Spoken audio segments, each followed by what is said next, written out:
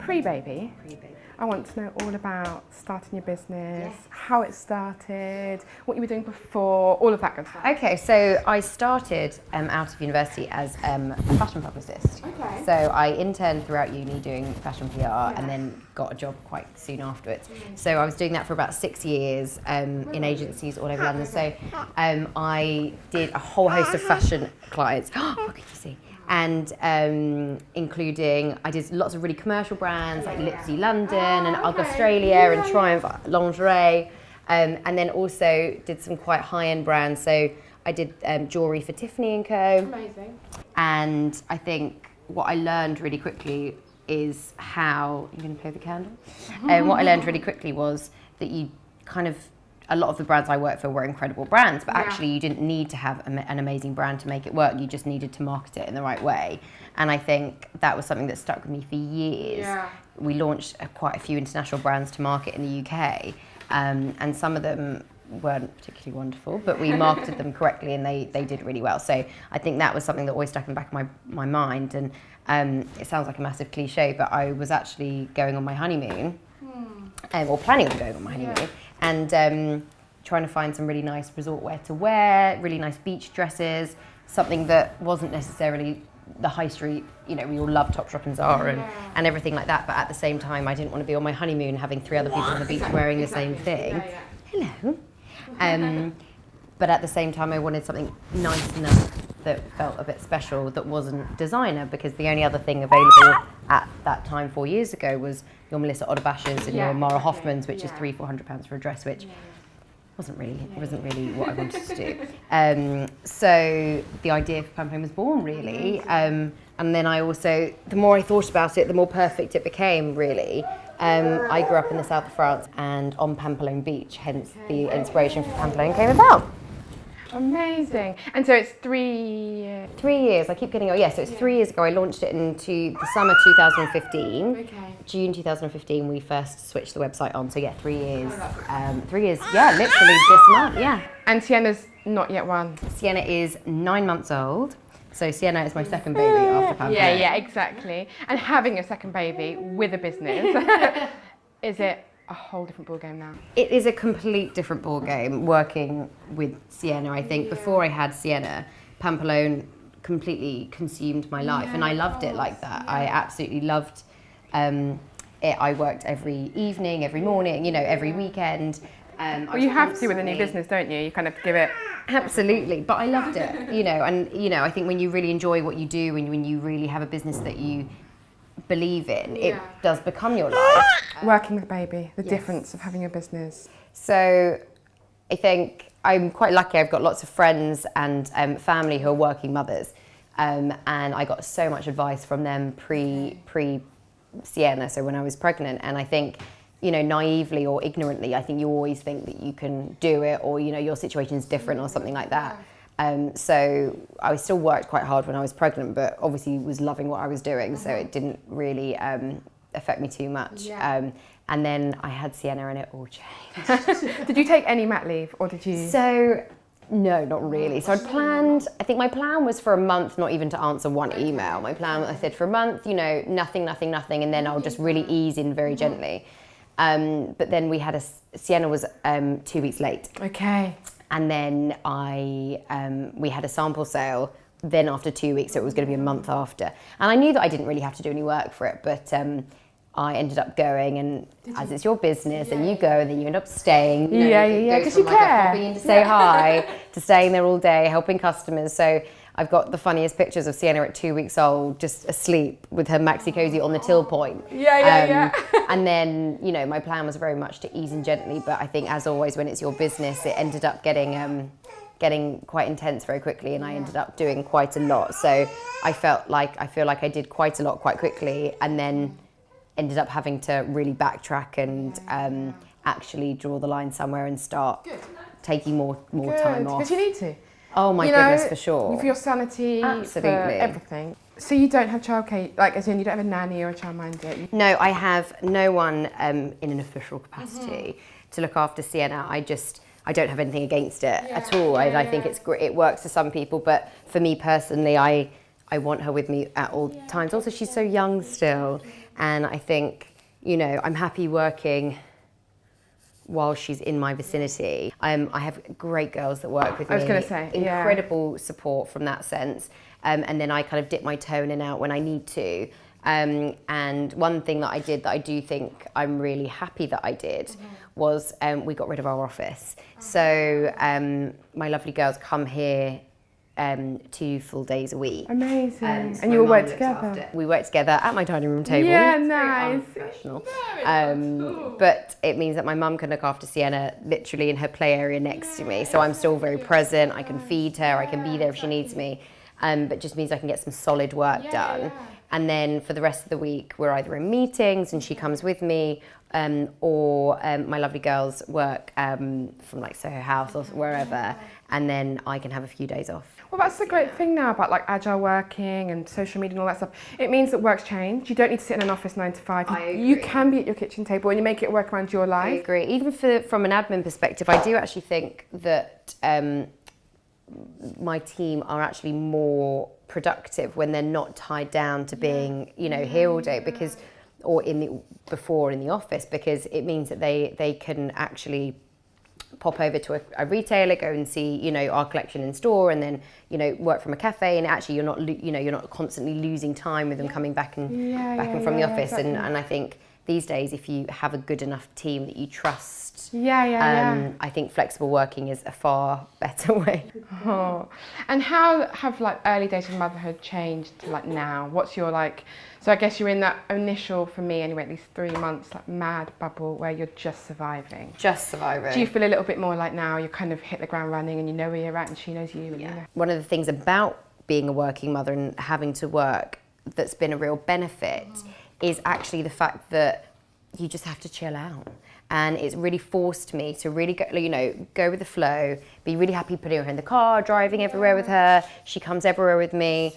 And as a result, on the whole, she's a very easy baby. But it sounds like you're a chill mum as well. Well, this is it. I think for the first few months I had, you know, breastfeeding was hard and you have all these issues and, you know, she got sick and I got sick and, you know, things happen. And I think I was quite uptight at the beginning. And then I think I realised really early on that, you know, your baby really picks up on that through you. And when I really had days where I was just super chilled, went with the flow, you know, whatever, not super, you know, regimented about the day or super worried about things, she was happier. So now I'm a really chilled mum. You know, I, you know, do find it a bit odd when I sometimes meet up with mums and they're, you know, we talked for 2 hours about how many cubes their children are eating. And I'm just a bit like, look, she eats what she eats, she's fine. You know, I'll never put her in danger and I'll always have her, you know, welfare at the forefront. But I think, you know, when you're a little bit more chilled out about it, they are too. Yeah, absolutely. And the thing is, at this stage, we're just sort of keeping them alive. So as long as you love them and they're well, everything else is slightly by the by. They're not going to remember, like we say, sending an email. She might have 1 cube, she might have 2. And you've travelled quite a lot with her, haven't you? We have, yes. So we our first family holiday was to Dubai, which was great. We absolutely loved it. It was, you know, it was a perfect place to go for just good weather. It was in February. Nice. It was a perfect location. It had a beach and a great service. So for a family holiday, it was kind of perfect. And how do you find travelling with a baby? And what are your like tips for? Do you have any tips for travelling with? Well, a baby? I think you have to be really prepared. And I think, you know, even though I'm chilled out, I am always very prepared. Always have enough toys.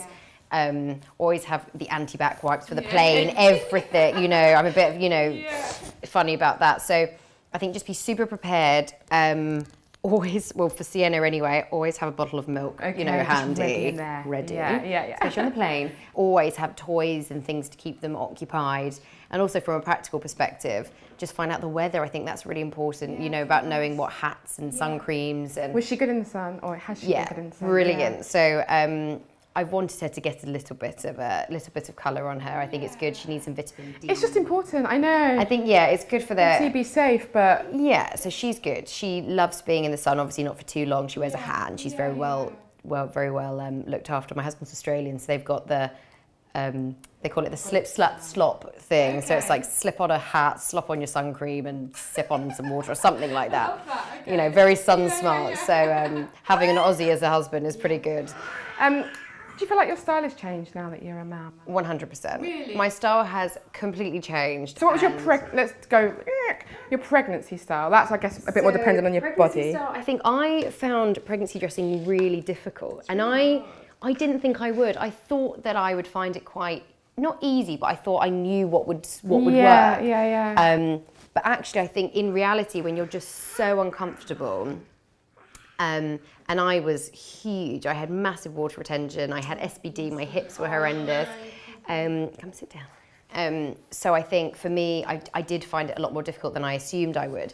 And being in the summer, I think I actually had it a little bit easier in the sense that I just had floaty summer dresses and wrap dresses that cover the bump really nicely. So I think that was a blessing in disguise. But even then, I think I found it difficult to find nice pieces to wear, and you know, I didn't want to be spending £300-400 on day dresses when actually I'm going to be wearing them, you know, for a matter of months. And then, you know, some of the really high streety dresses, just the quality just isn't there. So I did actually find it a lot more difficult than I thought I would. Okay. And definitely the last month, I mean, it all just went out the window. Oh God, at that point you're like... At that point, I was in leggings, you know, I swore I would never wear maternity leggings. I swore I'd never wear, you know, I basically wore everything that I swore I would never wear. Has your design hat changed at all? So now just back to the business, Yes. Do you feel like that's changed since being a mum? Absolutely, I think, you know, the more that we look at our customer profile at Pampelone, it is a lot of yummy mummies, young mums. I don't know whether that's people growing with the business as I'm growing, or that's just essentially who our market is.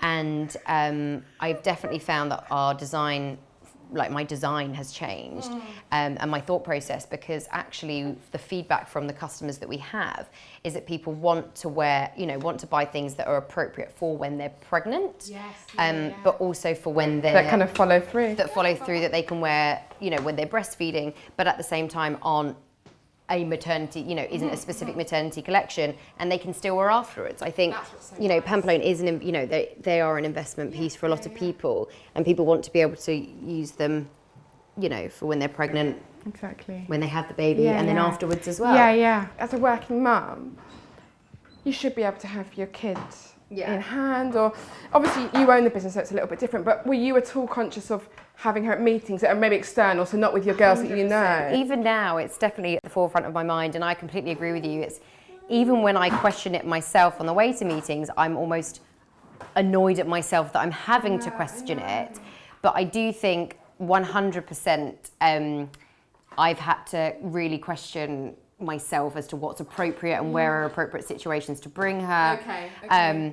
You know, like I said, luckily, you know, in this industry, a lot of the marketing meetings with bloggers and press, you know, are with a lot of people that I know, that I've got existing relationships with. So I will kind of mention that I'm bringing... I was going to say, do you mention? Yeah. Sometimes I do, but it's the more kind of corporate meetings and the more official meetings, or with people that you're meeting for the first time, that I do question a lot more, because I think you always have in the front of your mind, you know, is someone going to really be judging me for this? Is this particularly professional? I remember when Sienna was really young, I had a meeting. I've got an amazing one of the girls that works with me called Katie, who is incredible, and she can kind of sense when Sienna's getting a bit antsy, so she'll very kindly, you know, they've got such a lovely relationship. She can give her a cuddle and walk around outside with her. But yeah, I did have a situation where, you know, she was sleeping, and, you know, as we all know, when they're sleeping, sometimes they're kind of like wind. Yeah. And we had this meeting where she was, you know, an absolute angel asleep in the corner, and she just completely her digestive system must have just completely gone into action halfway through a meeting. And then you almost feel one of those, it's so awkward, because then you think, do I address this? So I ended up doing it, but they quite clearly didn't have children and didn't find it very amusing at all. So that was quite awkward. But I do tend to bring her to meetings with people that I know where it's, you know, quite acceptable. I just think the more women that bring their children to work, the more it'll be accepted. I completely agree. Rolling in and not to work, but into a meeting, or do you have any like mum hack tips now that you've become a mum hack tips? Like your number one, like, oh, this is like a little... So I think I've got one thing that someone told me that actually has really worked for us is when she was a little baby, whenever she was sleeping, we'd pay her the same nursery rhyme. So it almost became a connotation with sleep. Yeah, clever. So we always used to sing Twinkle Twinkle Little Star. So every time she sleeps, well, not every time, but if she's ever kind of struggling to sleep or a little bit uncomfortable, all I need to do is start singing Twinkle Twinkle Little Star, and she automatically starts calming down. People think it's some kind of sorcery, but it's not. It's just a song, and I think someone taught me that. Exactly, and I think that was absolutely genius. Let's wrap up because she has been an absolute star. A nice, really good-looking spoon in your mouth. You're gonna make. Mummy puts the effort to put you in a nice outfit, and you've got like the cheapest, yuckiest spoon in your mouth. Thank you so much, Holly. Thank you so much. I hope that was okay. I'm so sorry. She's been an angel.